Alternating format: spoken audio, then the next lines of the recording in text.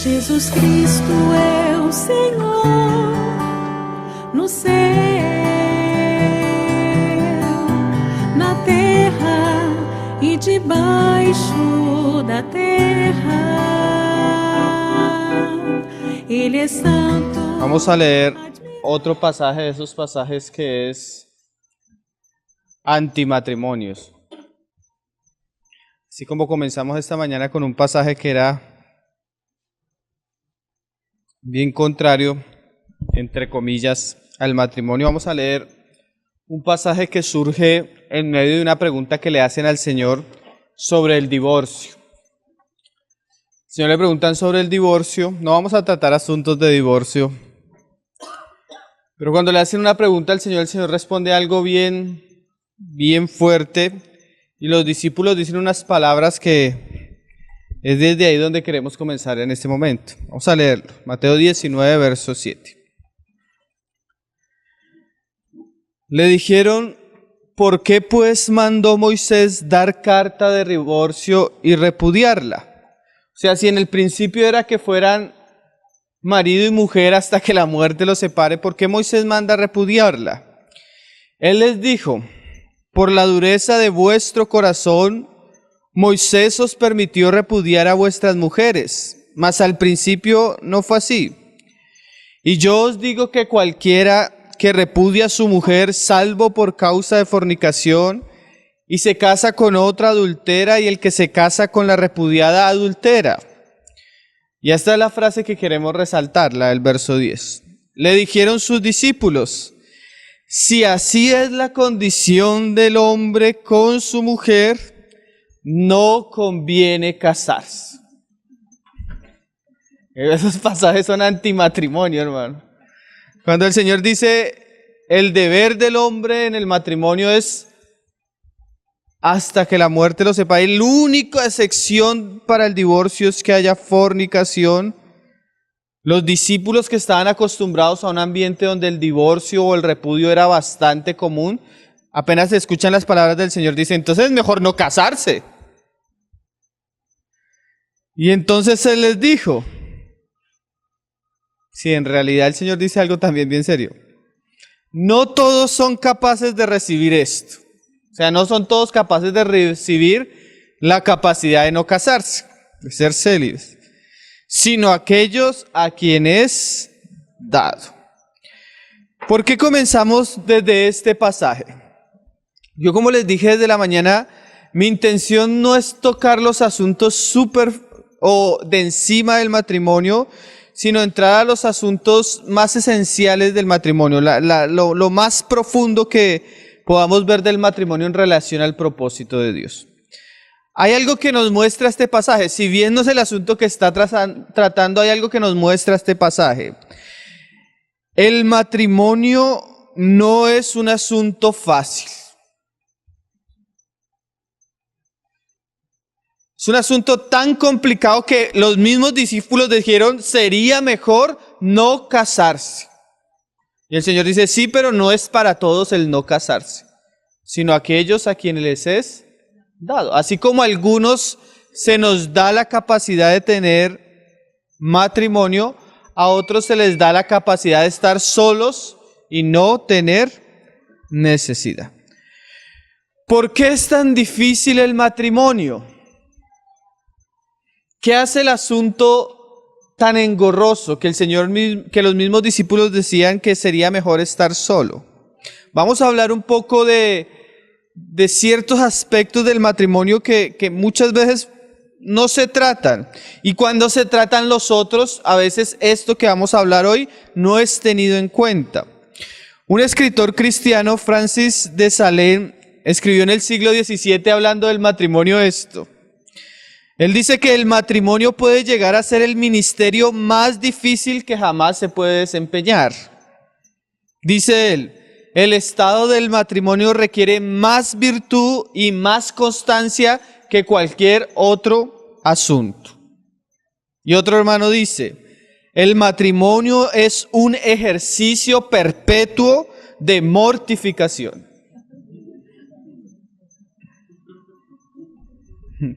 Muchos dirían a eso amén. ¿Por qué el matrimonio es tan difícil, hermanos? ¿Por qué el matrimonio es tan difícil? Lo primero de las cosas que vamos a decir es que muchos tenemos una visión errada del matrimonio. Y eso, comenzando desde ahí, eso nos lo hace algo muy difícil. Muchos llegamos al matrimonio, como decíamos esta mañana, y aún estando como cristianos queremos que nuestro matrimonio gire en torno a la satisfacción personal, a la felicidad, al desarrollo sexual, a muchos aspectos. Y muchas veces cuando no encontramos eso en nuestras parejas, queremos abandonar el asunto.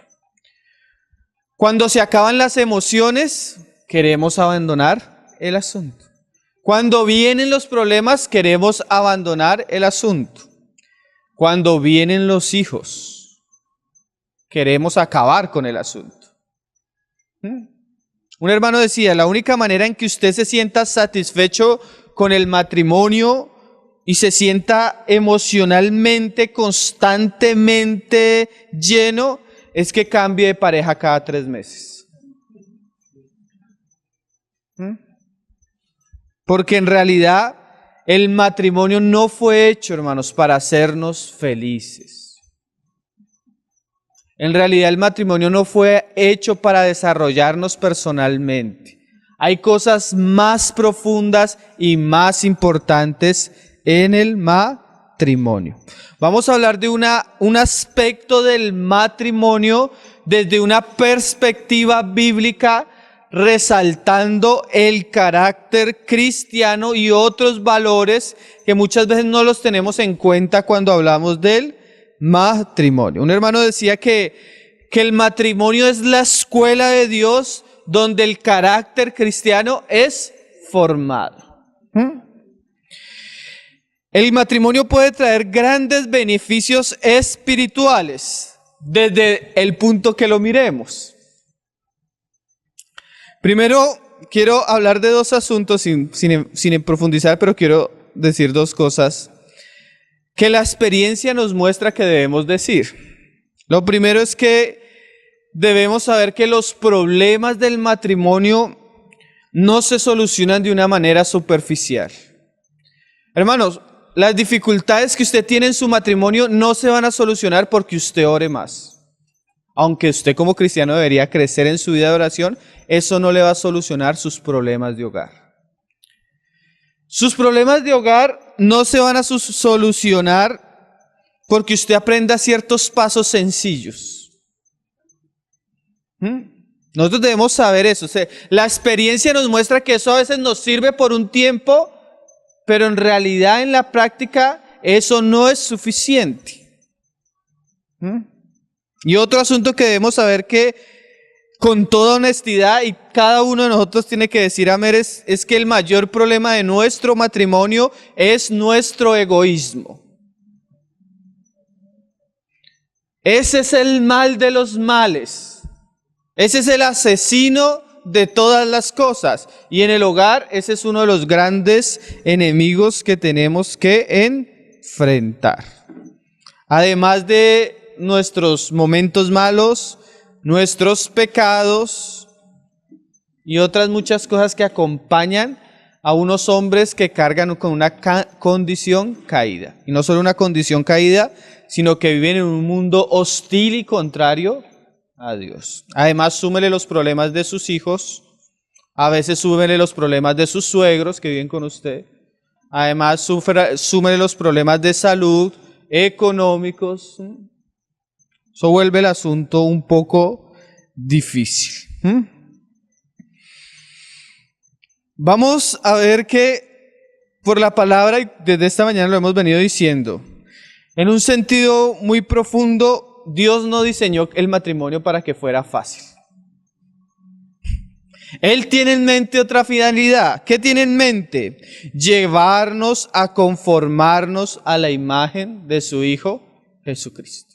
Él va a usar todo a nuestro alrededor para obtener de nosotros lo que Él se ha propuesto desde la eternidad. El matrimonio, como lo resaltábamos y lo resaltamos, no se diseñó para hacernos felices, sino para hacernos más como Él. Un hermano decía esto, estas palabras, cuando las escuché, me tocaron bastante. Un hermano decía esto: si usted quiere estar libre para servir a Jesús, no cabe duda, la mejor opción es que sea soltero. El matrimonio consume mucho tiempo y fuerzas. Pero si realmente usted quiere llegar a ser como Jesús, no me imagino algo mejor que casarse. Se la repito, hermano. Si usted quiere estar libre para servir a Jesús, no cabe duda que la mejor opción es ser soltero, porque el matrimonio consume mucho tiempo y fuerza. Pero si usted realmente quiere llegar a ser como Jesús, no puedo imaginarme un mejor lugar que el matrimonio. Si usted quiere llegar a ser como Jesús, usted tiene una gran oportunidad y esa es su matrimonio. Entonces vamos a hablar la importancia del matrimonio como la escuela de la formación del carácter de Cristo en nosotros. Esta escuela, hermano, dura 24 horas al día, 7 días a la semana. De pronto usted se librará unos raticos en el día, pero esto es a tiempo completo. No podemos pensar en un mejor instrumento para tratarnos que el matrimonio. Vamos a leer un pasaje. Lucas 9, verso 23.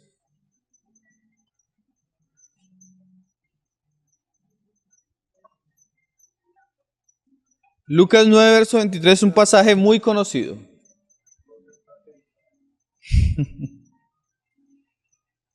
Una de las palabras que el Señor le dice a los que le querían seguir, que en este contexto de lo que estamos hablando son bien ajustadas. Si pudiéramos decir que el eslogan de la entrada del colegio, podríamos poner este versículo. Y decía a todos: si alguno quiere venir en pos de mí, niéguese a sí mismo, tome su cruz cada día y sígame. Lo primero que queremos resaltar es que es un asunto que es para los que quieren seguir a Jesús. Yo no hallo un asunto, no sé cómo decirlo, yo no hallo un asunto más catastrófico que recomendarle a una persona que no quiere seguir a Jesús que se case. El matrimonio debería ser algo exclusivo de los discípulos de Jesús. Porque es un asunto tan difícil que necesita uno ayuda divina.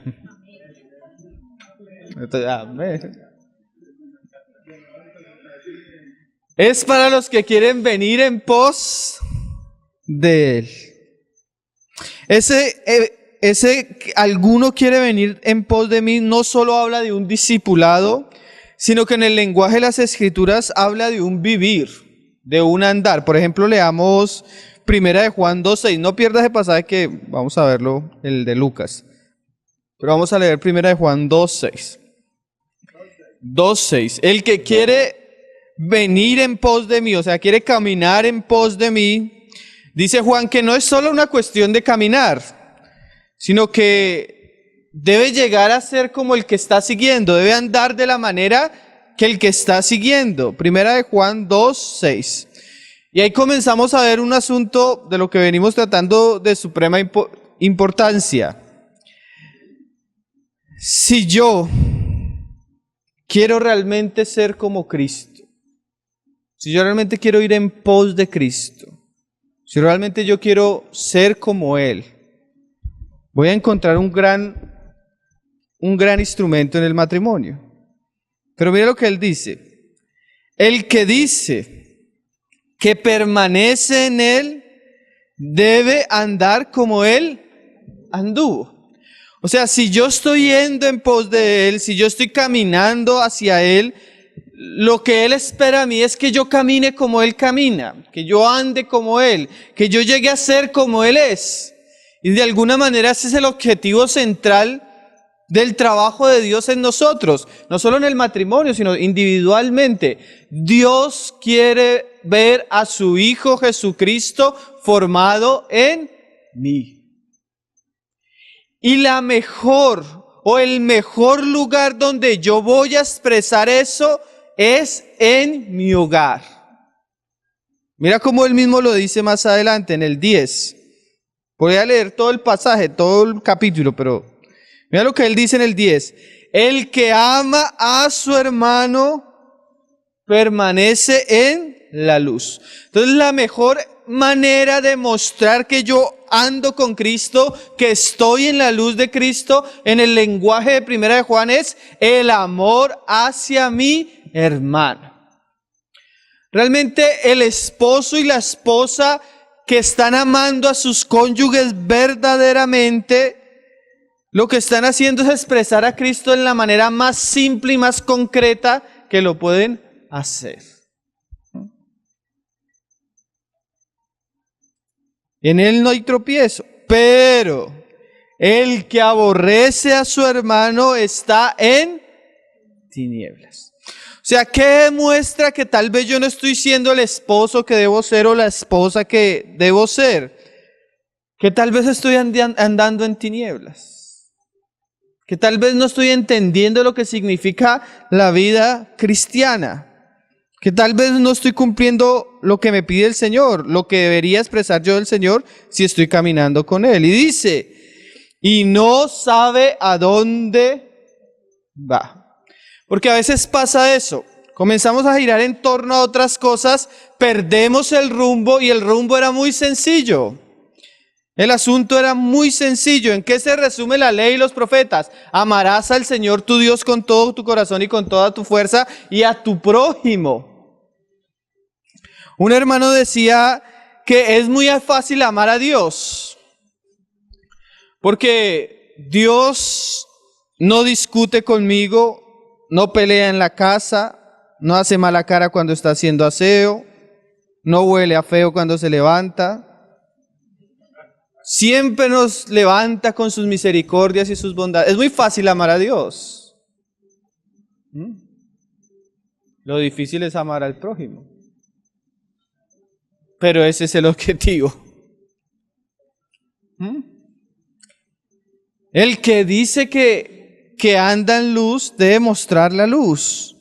Entonces, cuando el Señor dice, si alguno quiere venir en pos de mí, Él debe tener en mente que ese venir a Cristo debe llevarlo a andar como Cristo. ¿De qué nos habla esto? Que realmente el Señor quiere expresar sus grandes virtudes en aquellos que son sus seguidores. Y el mejor lugar donde se expresa el amor, la bondad, la misericordia, la paciencia, la fe, la misericordia es el matrimonio. Volvamos a Lucas. Pero ¿qué pasa? ¿Cuál es el problema? Como lo decíamos ahorita, el gran problema, el gran monstruo, ¿saben cómo se llama? Egocentrismo, egoísmo. Generalmente nosotros vivimos para nosotros mismos. Es que el asunto es tan terrible, hermano, que pasa esto. Vamos a hablar a los maridos acerca de amar a sus mujeres. O bueno, al contrario, vamos a hablar a las mujeres de someterse a sus maridos.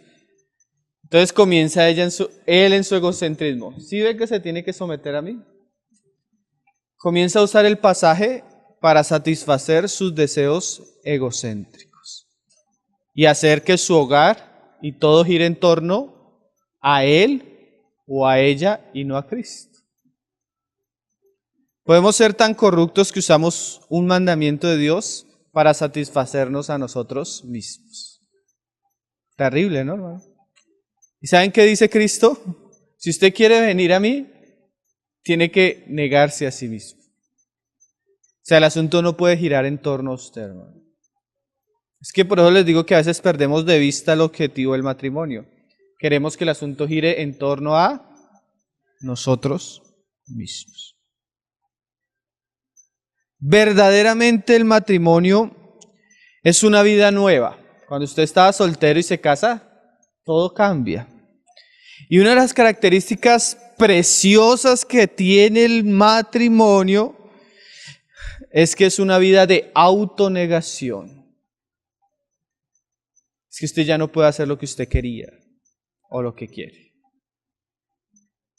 Es que es un asunto tan extraño que dice que al matrimonio llegan dos, pero camina uno. Es un misterio, ¿no? O sea, él ya no puede llegar a ser él y ella ya no puede llegar a ser ella. Ambos tienen que perderse en ese camino. Por eso el Señor dice, tienen que negarse. Cuando uno era soltero se preguntaba, ¿qué quiero comer? ¿A dónde quiero ir el sábado? ¿Qué quiero hacer el domingo?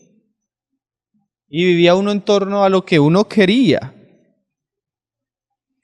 Pero ahora el problema es que soy amenazado. Ya no puedo hacer lo que quiero, ya no puedo vivir como quiero, y eso me trae muchos conflictos, porque la lucha comienza ahí, cuando yo no me niego a mí mismo.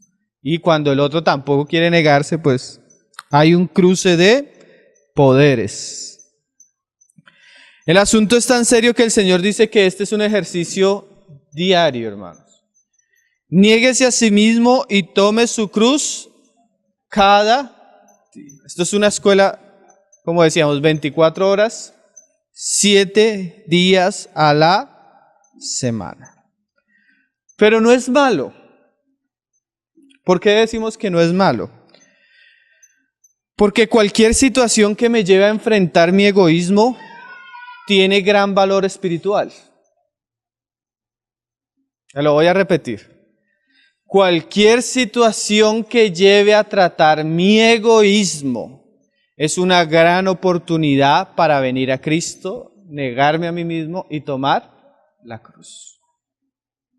Entonces el matrimonio en realidad es una gran oportunidad para ser transformados, para ser formados, para llegar a ser como Cristo.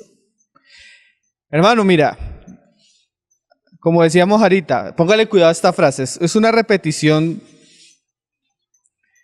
Es la gran oportunidad de avanzar en mi camino hacia Cristo. Y muchos se sienten frustrados, pero al contrario, hermano, usted debería darse cuenta que es la gran oportunidad de aprender a negarse, a morir y a seguir. En el camino uno siempre va a descubrir que hay gran inmadurez en nosotros. ¿Sí? Uno comienza a darse cuenta que uno parece un niño pequeño peleando y discutiendo por cosas que son inmadurez. Y eso nos va a llevar constantemente a la gracia, a Cristo y a la cruz. Vamos a leer Juan 12:24. Dice, mira lo que dice el Señor Jesús. De cierto os digo. Cuando el Señor usa esta frase es que lo que Él va a decir es importante, es en serio y se cumple. O sea, que si el grano de trigo no cae en la tierra y muere, queda solo. Pero si muere, lleva mucho fruto. El Señor está hablando claramente de su muerte y de su resurrección. Pero esto es un principio que se aplica a todos los aspectos de la vida cristiana y al matrimonio también. La gran cantidad de divorcios tienen una sola explicación, con algunas excepciones que son justificables, pero la mayoría tiene esta característica. Son personas que no quieren morir. Y cuando el grano de trigo no muere, ¿qué dice la palabra? Queda solo. Queda solo. Porque muchas veces cuando yo no estoy dispuesto a agachar la cara, cuando yo no estoy dispuesto a perdonar, cuando yo no estoy dispuesto a ceder, eso aleja a las personas aún más amadas de mí. ¿Sí? Eso aleja a las personas. Las personas, por más que me amen, no van a querer estar con una persona que no está dispuesta a ceder. El Señor mismo dice, si no muere, va a quedar solo. Pero si muere, si se niega, si aprende a tomar la cruz cada día, si aprende a ejercitarse en esta escuela, ¿qué va a pasar en él? Lleva mucho fruto. A veces pudiéramos decir, imagínate, ¿qué cristiano sería mejor? Bueno, ¿qué cristiano sería mejor? No. ¿Quién daría más fruto? El cristiano que tiene un hogar donde su esposa tiene un carácter muy suave, muy moldeable, muy llevadero. O el cristiano que la tiene dura en su casa. Tal vez su esposo es hasta incrédulo. Su esposa es incrédula. Y tiene una oposición tremenda, no quiere nada de Cristo y todo lo que es de Cristo, él es un ferviente enemigo. ¿Cuál de los dos usted cree que tiene más posibilidades de llegar a ser como Cristo?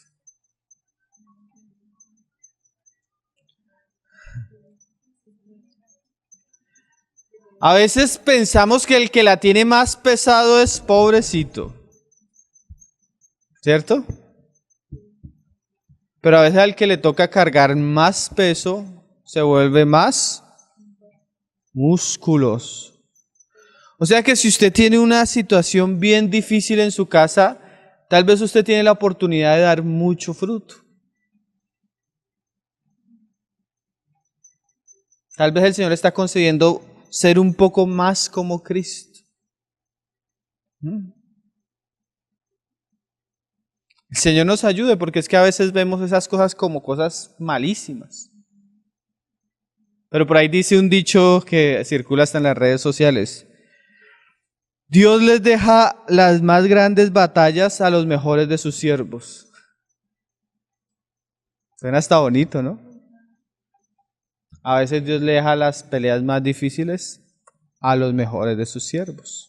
O sea que si usted tiene una pelea bien difícil, tal vez el Señor le está permitiendo tener un gran carácter. Y si usted muere, usted puede tener la certeza de que va a haber fruto ahí. Y yo podría decir, hermano, la mayoría de hermanos que yo conozco, que tienen un buen hogar y que tienen un buen ministerio en la iglesia, han pasado grandes momentos de dificultad en su hogar.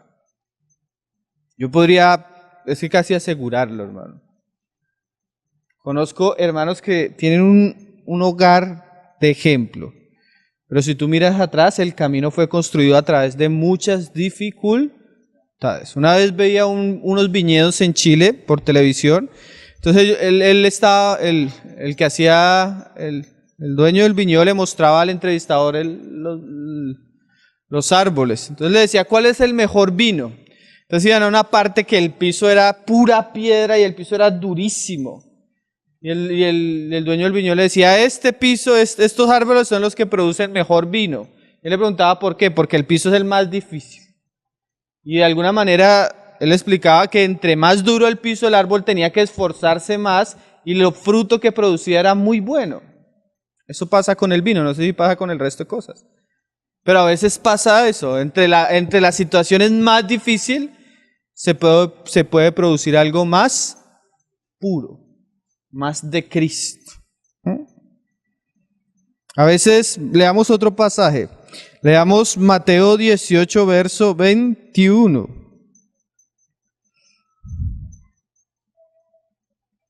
Mateo 18, verso 21. Este pasaje siempre lo usamos de manera negativa.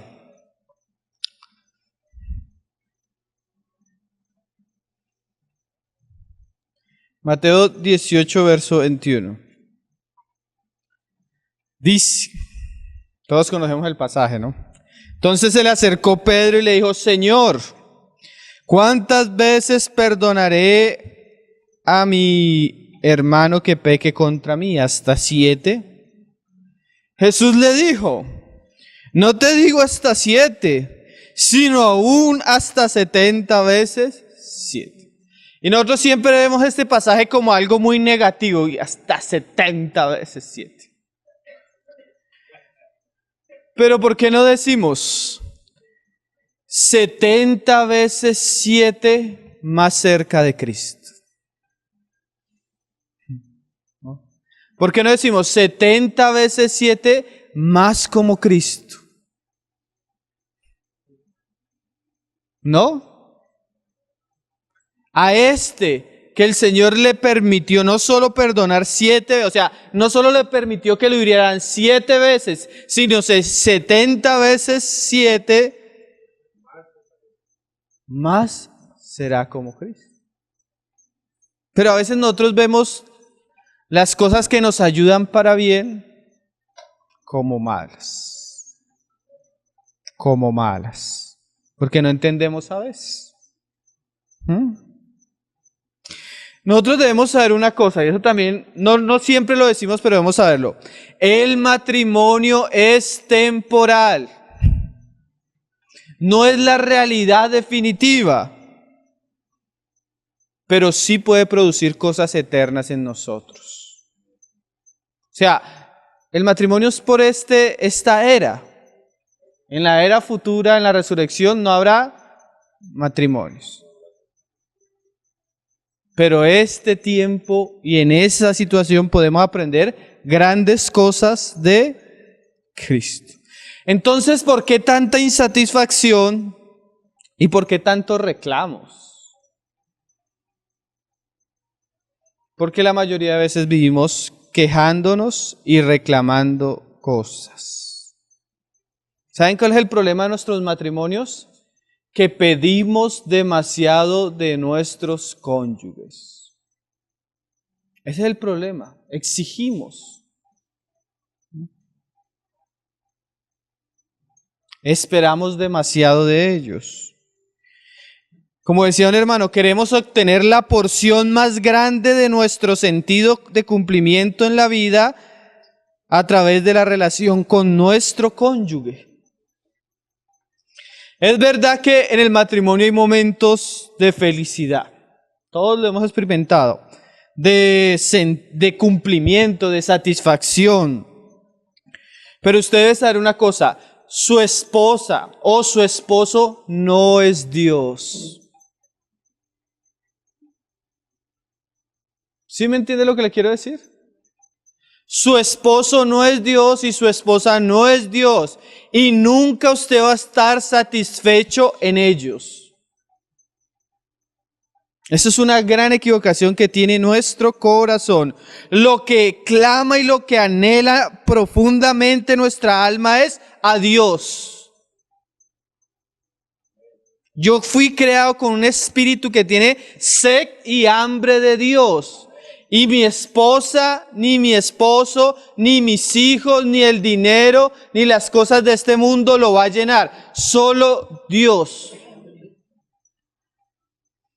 Podemos usar nuestro matrimonio para conocer a Dios, para expresar a Dios, para aprender de Dios. Pero si yo me hundo en solo ver las fallas de mi cónyuge, puedo perder los misterios divinos que se encuentran en el matrimonio y las lecciones que hay para nosotros. Hermanos, podemos encontrar ambos el significado buscando juntos a Dios, reconociendo que Él es el único que puede llenar nuestras almas.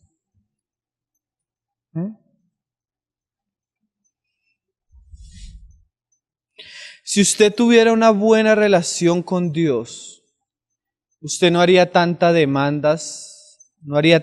demandas a su cónyuge. Si usted es una persona que exige mucho, es porque usted conoce poco a Dios y pasa poco tiempo cerca de Dios.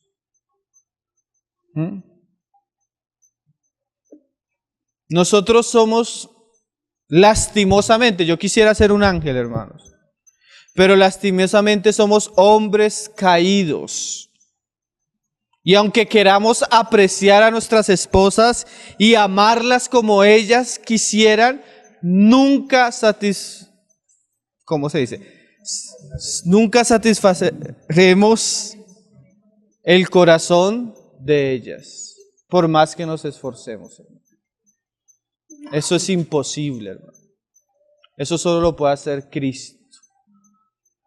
Lo mismo ellas, por más que ellas intenten amarnos, respetarnos, fallarán constantemente.